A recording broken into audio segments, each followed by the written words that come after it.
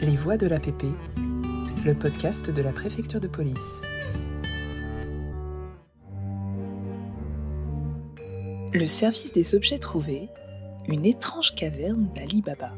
Au service des objets trouvés, situé 39 rue des Morillons dans le 15e arrondissement de Paris, on trouve de tout.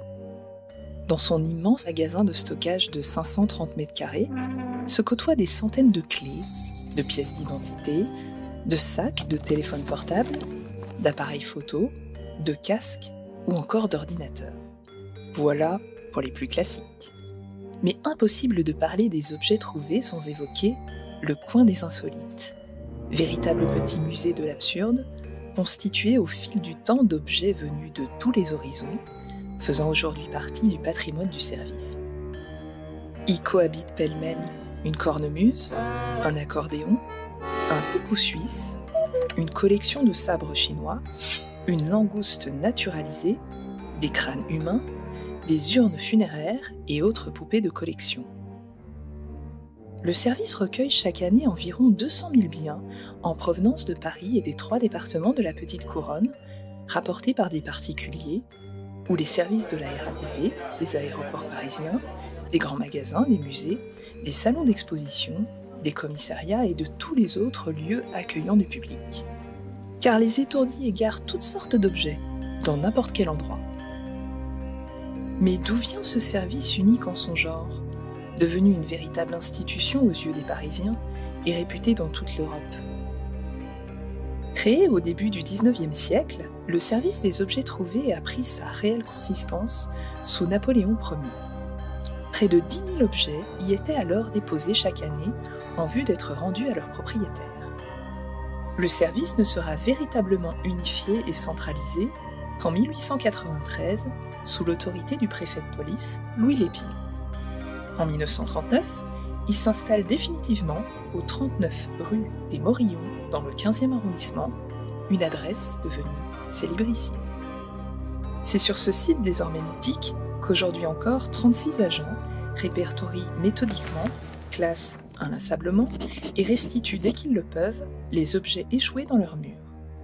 Une fois enregistrés dans la base de données du service, les trouvailles sont soigneusement classées dans ces locaux de stockage pour être retrouvées facilement afin de les rendre à ceux qui les réclament. Rien n'est laissé au hasard pour améliorer leur restitution. Le service des objets trouvés comporte même un département investigation qui s'attache à retrouver les propriétaires d'objets perdus en exploitant le moindre indice, tel qu'une marque ou un ticket de caisse. Près d'un quart des objets enregistrés sont ainsi restitués à leurs propriétaires chaque année. Un bon quota, compte tenu de la difficulté d'identification. Chaque objet est conservé jusqu'à 1 an avant d'être remis à celui qui l'a déposé, que l'on nomme alors l'inventeur. Si l'objet ne trouve pas de repreneur, il est vendu au profit de l'État. S'il s'agit de drogue ou d'armes, cela arrive, elles sont directement remises au service de police. Jusqu'à ces dernières années, le service des objets trouvés recevait près de 300 personnes par jour dans un décor resté dans son jus. Ceux qui venaient récupérer un objet s'asseyaient sur des bancs lustrés autour de l'imposante table en bois massif qui trônait au centre de la salle d'accueil.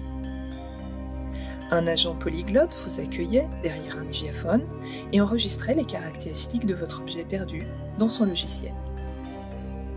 Avec un peu de chance, il réapparaissait quelques minutes plus tard avec votre bien enfin retrouvé dans le magasin de stockage.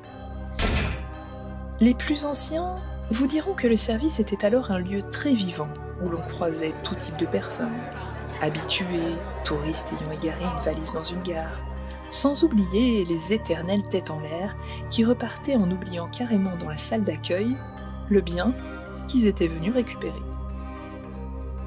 Mais avec un service public de plus en plus numérisé qui n'a de cesse de faciliter les démarches des usagers, toute cette effervescence est devenue un vieux souvenir. La mise en place d'une plateforme informatique des objets trouvés permet désormais d'organiser le travail à distance. Directement mis en relation avec son propriétaire sur Internet, grâce à un algorithme de reconnaissance, l'objet lui est expédié par la poste. Et pendant ce temps, à côté des objets usuels que beaucoup viennent récupérer, d'autres prolongent inlassablement leur séjour. Robe de mariée jaunie, chapeau d'une autre époque et autres jambes de bois égarées que personne ne viendra probablement plus jamais récupérer, tous poursuivent leur conciliabule en secret dans le musée des insolites du service des objets trouvés. Pour l'éternité ? Peut-être. Retrouvez cette histoire et bien d'autres encore dans Liaison, le magazine de la préfecture de police. Les Voix de l'APP, le podcast de la préfecture de police.